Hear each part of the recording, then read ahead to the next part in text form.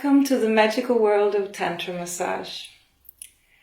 This interview is a part of a series of interviews about Tantra Massage, what we here in the Tantra Temple also call the art of conscious touch. And today we're going to explore a topic called being a channel. And now we're going to talk about how it is to be a channel as a Tantra masseur. And with me I have here Petri and Bagala. Welcome. Thank you. So first of all, can you tell me a little bit about yourself? So, my name is Petri, and I have been working here in Tantra Temple now some years, and I've been very inspired of to study touch in my life in general. So last 20 years I have been studying touch through different therapy methods, through artistic methods, and I've been very inspired to cultivate a sense of touch and how deep we can actually touch and be in touch with each other. And now I'm continuing this process here, beautifully here in Tantra Temple. Thank you. And you, Bagala? Yes, my name is Bagala, and I'm working here in the temple for more than 12 years.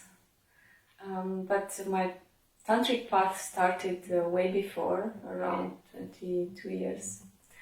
And I think the way I came into here, it was to deepen even more the spiritual path and to transform myself through conscious touch.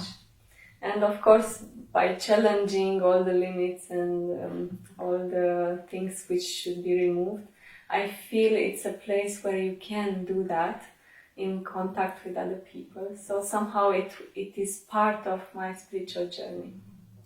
And then I would say 5-6 years ago I started to teach Tantra.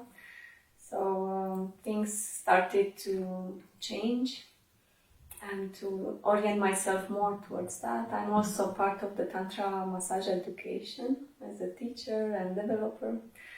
So it is an ongoing process of transformation for me. Okay. So what is it to be a channel? What does it mean? Well, we could think about it like simply like there's a normal massage and like a physical massage orientated to relax tensed muscles.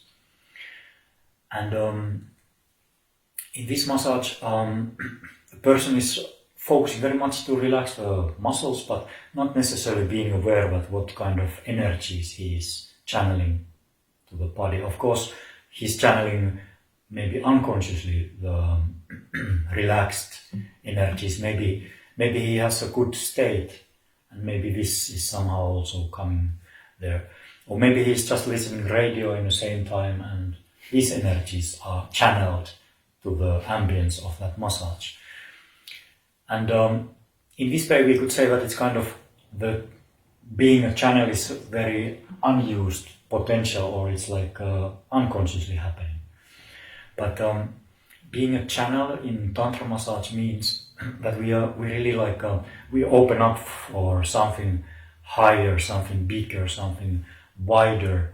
We could say consciousness or knowledge or information, which is like way beyond our personal capacities, our ability to know. It's somehow wider way of knowing, and we open up for this, and in this way we are the channel of this information, and then we give it through our hands to that body, and we are very much consciously practicing this, like tuning into this, that what are my personal things I would like to give here, more like, let's say, more like even ego-centered sometimes, or personality-orientated, and what are more like when we open up more to the, let's say, transpersonal, or more like just a higher, bigger, wider consciousness to be present. And this is something we can practice. And so this is to be a channel. Do you have something to add? I would like actually to say something, because I was pondering a lot about this and how it connects this all the dots in my life and my spiritual path. When I say that this is a spiritual path and a transforming path, I refer to that fact that I, as a small being, aim to become wider. Because most of the time it's just about me, my name is that, I am that, I did that, it's my thing. So people always think in these terms, me, this little me. Yes, and when we want to transform, and all the spiritual paths are saying this, that we have to finally unite with the source. And how to do that if you stay in this little bubble? So actually in the Tantra Massage, I think it is a place where you can practice that in a very beautiful, and even if it's challenging sometimes, actually it is such a beautiful place to do it. And starting with the other one, you are not alone, it's not just me. And actually you start to learn this, but of course when you become more and more a channel, then that's what Petri was expressing here. It starts to happen in a conscious way. In the beginning, even people, when they fall in love, they start to come out a little bit from their bubble, but then they fall back into this. Well, on the spiritual path and on the Tantra Massage, we practice this in a conscious way, again and again, making more wide, more space inside, and let the universe manifest through, and not me. So I could add here that it's kind of a universal will which is coming through, like what is best for that person. And it's like beyond what I know with my rational, reasoning orientated, logical, personal capacity. It's like beyond that, and it's like some kind of higher will which just knows what's good for this person. And it's something what we can recognize in our hearts, in a very deep part of our heart. We can call it soul. I don't mean any Christian terminology, but just a very deep part of our heart. And here we can recognize what is the most best for us and for the others. And we can practice this. We can try to tune in this, and then we can try to do it. And this is called being a channel. How do you know if you are a channel? This, as I said, it requires some practice. Mm-hmm. And so we need to, we have prepared ourselves like before, so we have practiced a lot of yogic and tantric methods, also meditation, normal asanas, yoga, pranayama, purifying techniques, harmonizing ourselves. And this is somehow needed to be done first, so we can recognize that what are pure energies, for example. Yes, now I say the word energies. So energy is something which is, here we see something which is physical and it's matter. But energy is something what we can feel. We can feel like in between, it's kind of an ambience in each person or each group or in between people. It's like the feelings, but also even more subtle things. These are called energies. And we can practice to tune in our consciousness, our awareness, to feel not only physical sensations, not only emotional sensations, but also these subtle sensations. And also, besides that, we can learn that how does it feel when the energies, like the qualities of energies, that when do they harm us or block us? When are they unharmonious? And when do they nourish us or fulfill us? When are they beneficial? So it means how pure energies are. So this is something what we are also practiced through the tantric and yogic methods, to notice how pure the energies are. And also one last thing is that we practice also with a big center in the heart. So in a way that we can be a channel of that what most easily comes through the heart, which is love. And we practice also recognize that how does it feel that it's like I love you and it's personal, and how does it feel that it's like more wider, that somehow just the love comes through me. I don't own it, but it just comes and I pass it on. I'm just a channel of that love. Or I'm just a channel of that consciousness which makes us all more present. So I synthesize here. So how can we know that we are a channel? We prepare ourselves to learn like energies, and to learn how does it feel the quality of love, and how does it feel when we are conscious in a wider way, and also like the purification, so how pure the energies are. This gives us this ability to expand and to recognize that when are we more contracted, personally oriented, and when we are more expanded, more wider, centered in our heart or even in our soul. And for you, is it the same, or you have something else also? Well, this subject is very complex. We could write books about it, of course. It's not like we can talk a lot, but I would choose to say that there are some effects which you feel after Tantra massage, and you can check yourself if you succeeded, and in a certain degree, of course, because as Petri mentioned, also it is an ongoing process of transformation, and to not imagine that if you hear once about being a channel and you learn some things, you will already be able to do that every time and continuously. So it's a process, but I want to say that even some people asked me after Tantra massage, are you tired? Sometimes you give more in one day, more than one Tantra massage, and probably the physical body get tired. You feel, okay, now I would need a bit of rest or to be in my space and relax.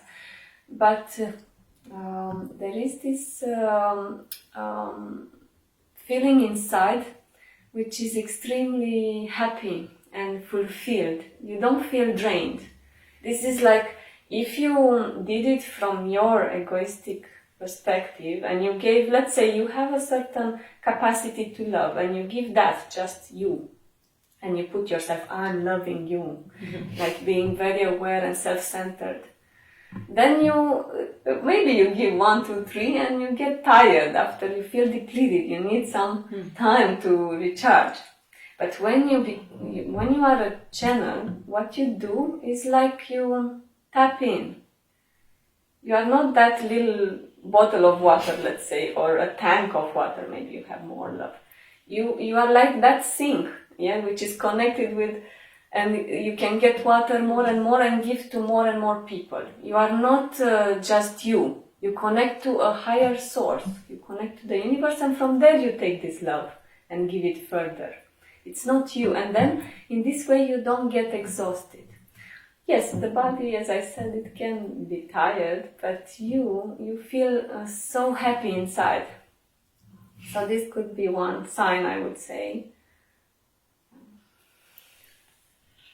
And I would like to add just that, this checking during actually when doing the preparation already, like 1 hour before giving the massage, they're like checking that the feeling of how open I am to be a channel. And then all the time during the massage, also checking and measuring. For example, if we aim to be a channel of a present moment, like being very aware that our awareness and attention stays in the present moment all the time during the touch. And if there are moments that mind goes somewhere away for few seconds or even half a minute, and we go like in kind of autopilotic, like a sensual dream or something, then it's good to just wake up and come back to be a channel of a present moment and be a channel of consciousness. So this way we kind of measure all the time, like every moment during the massage. And it can be checked with how much I am channel of love, not only the present moment, but there can be different categories what we are checking and measuring. And yes, also after the massage, that how detached we are from the experience and how much, as you mentioned, we feel that we are not depleted, but we have actually resources more. Because when we are a channel, we also receive all those wonderful energies and they are leaving their mark in our body. And in this way, it is truly a spiritual practice if we are very aware. So you mentioned that you aim or you will give people what they need. And you just, how do you feel what a person needs? Like, they don't tell you, you just feel it. How do you feel it? Yeah, it comes to you. I mean, there are many tools in the Tantra massage, and I could mention intuition or empathy, and all these more refined tools. We get in contact with them, we start to be able to use them because we are not anymore, stick to this ego perspective, which I described a little bit like the little me. So when you open like that, you don't even think, I feel now that. It just comes through you and you know exactly what is needed to be done. So in this way, if you stay true to yourself, you will do that. Even sometimes people believe they need something else or they are lost in some kind of desires. And then if you are a real channel, you will do that's what the universe tells you to do. I don't know how to explain it because it's not like very easy to put it in words. But it's like, it's like a knowledge without knowledge. Because when you open your mind to the universal mind, it's not like we, and it's very hard to explain because we use so much this logical mind that is very hard. How do you feel or how do you know? You just know because you are so small. If you put the high perspective, you are so small in front of this universe. And when you open, you are aligned with the truth, and then it comes through you. So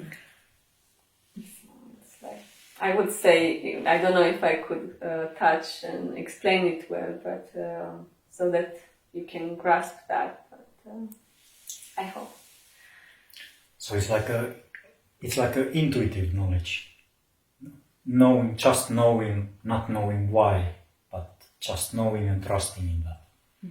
And here I could give one example of this way of knowing. Like there was a guest who was coming, and we were sitting, and she was telling her story, and somehow from this story I took that it's somehow compassion what she needs. And when I start to give massage and I'm feeling this channeling quality of compassion there, but somehow I feel that she's not really receiving it. And I feel that, it's not really working. She don't need that. And then I wake up at, it's because of my rational, reasoning-oriented, logical department which came into the conclusion that she needs the compassion because I was listening her story in my mind. And there was a feeling, a more intuitive feeling also beyond, but I didn't check it on that moment. And in the massage situation, I woke up and I realized that it's something else. And then I start to really tune into this more intuitive side, that what does she really need? And then I feel that it's tenderness. It's a quality of tenderness what she needs, and on the area of her neck, very much. And I start to touch and massage the neck with the quality of tenderness, and somehow she relaxes very much and openness and starts to receive. So in this way, we can say that how we can check that there is just some other way of knowing than the rational way of knowing. Yeah.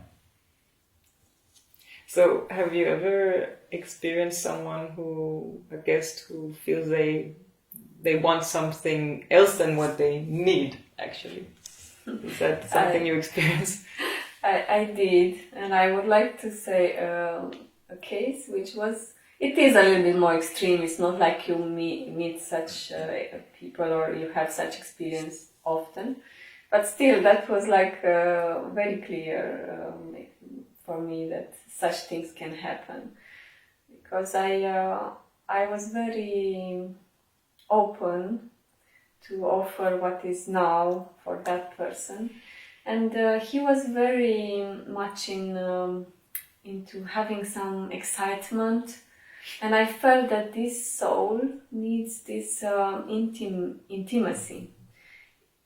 I felt like it needs to feel something deeper than just excitement or I don't know, sexuality, something like he just wanted this, and I was in the past more triggered by this attitude in people, especially men who look at women in this way, like an object of pleasure. But when you become a channel, you learn actually to let go and to embrace that person from this higher perspective, and to not be triggered or that it's something personal between you and him in that direction, but to be able to channel that love. And then the magic can happen, because you can give that further, and the person is like suddenly have a revelation or a discovery that, but some people not, and in that case it was not. So he was very stuck into his what he was expecting there. And he even told me, don't massage my arms because it's boring or something like that. So he was expecting more sensual body to body, which I do also, but it was like, I felt it's necessary to cover all the body, to take care of everything, to create this gradual intimacy. But he didn't took it, and I remember he even left. I said that, of course he's free to go if... and it just... he just went away, and I didn't feel guilty or that I'm not a good masseur, though these thoughts can pop up, because we also have many things to deal with on a spiritual path. You remove more and more of your impurities, but still, you still have some. And I could see that this is the thought comes, but actually I realized that I stayed true to my heart, and I didn't compromise that. So it can happen, and this is what it is. It's good to not fall into that trap, because it's very easy to fall into that trap to please somebody instead of staying a pure channel.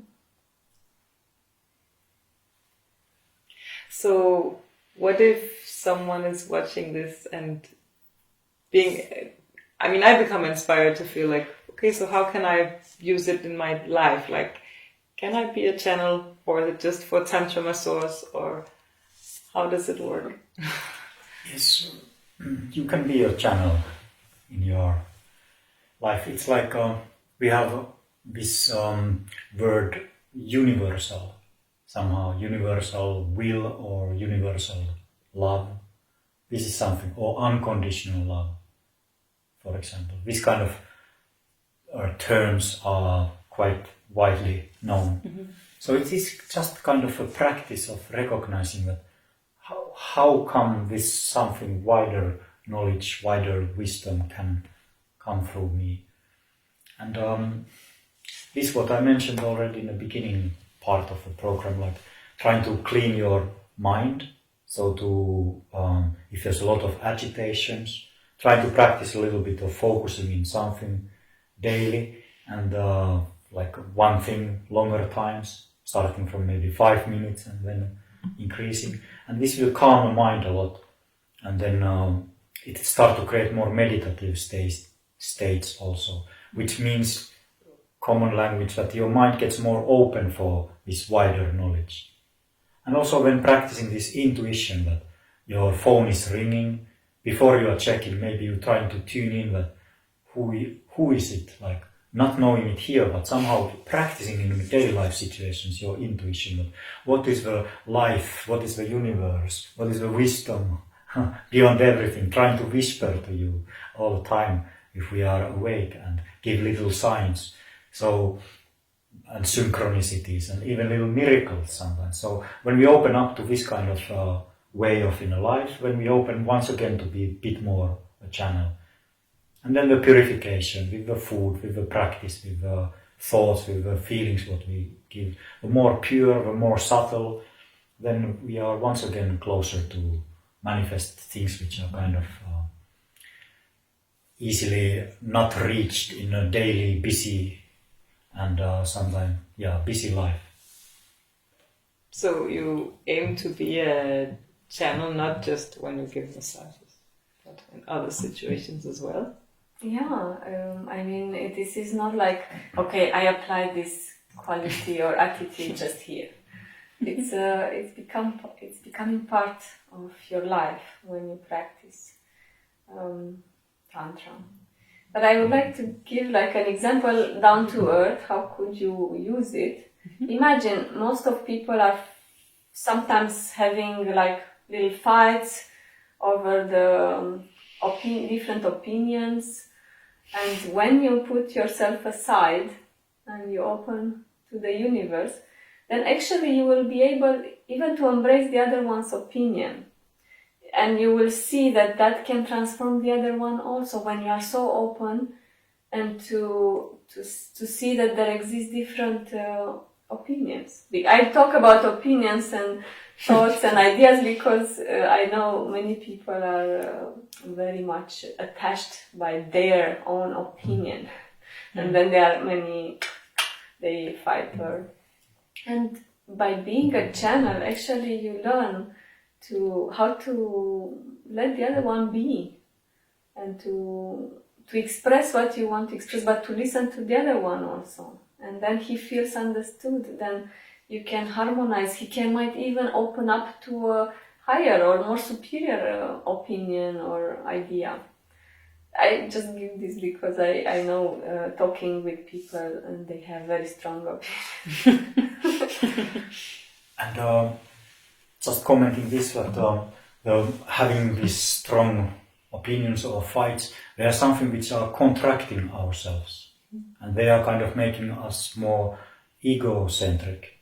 And then this somehow, for example, love, it is behind there, it's kind of present, it's waiting, like, hey, when can I come here? It's like, because love is all the time present in our lives, just we need to open up for it. So, so if we have these fight situations or different opinions and this, we are actually channeling this contracted energy, and it's not helping our growth necessarily and the other one or the whole world. So in this way you can become aware of what kind of energies are you channeling, like destructive energies or beneficial energies in your daily life. And you can check in the evening the people who you met during the day. Okay, there was a little tension, I channeled that, okay, I was totally unconscious. There, I was so present, oh, it was beautiful energies flowing.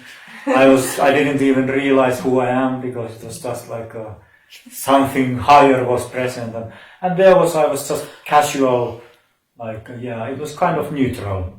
Nothing bad happened, nothing good happened. I could open a bit more, I can recognize now, Maybe tomorrow I will do it.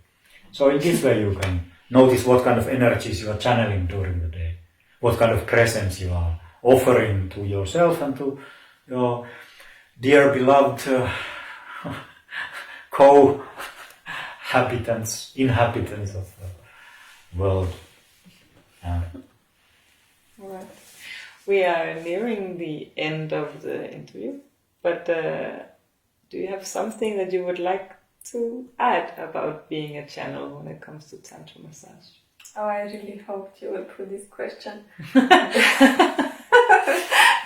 I could feel we get closer to an end, and there is something which I want to mention, which was a revelation in my work here as a Tantra Master, and how I actually saw that there is this.